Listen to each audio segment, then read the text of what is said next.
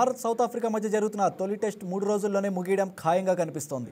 బౌలర్ల హవా కొనసాగుతున్న ఈ మ్యాచ్లో ఇవాళ ఒక్కరోజే 16 వికెట్లు నేలకూలాయి. బ్యాటింగ్లో నిరాశపరిచిన భారత ఆటగాళ్లు బంతితో మాత్రం అదరగొడుతున్నారు. మన స్పిన్నర్ల ధాటికి సఫారీ జట్టు బ్యాటర్లు వరుసగా పెవిలియన్కు చేరారు.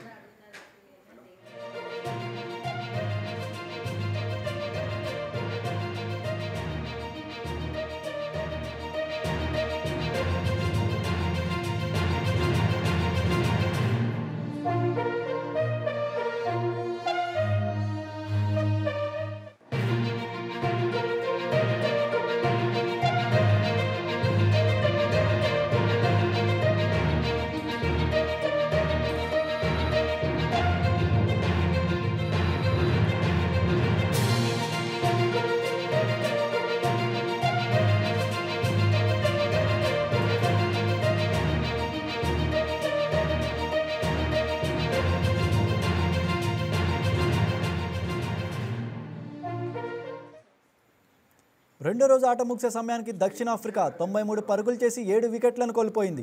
ప్రస్తుతం భారత్ కంటే దక్షిణాఫ్రికా కేవలం 93 పరుగుల ఆధిక్యతోనే ఉంది. కోర్విన్ బాష్ 1 పరుగుతోనూ, కెప్టెన్ బావుమా 29 పరుగులతోనూ క్రీజ్లో ఉన్నారు. ఓవర్ నైట్ స్కోర్ 37/1తో రెండో రోజు ఆటను కొనసాగించిన భారత్ 189 పరుగులే చేసింది.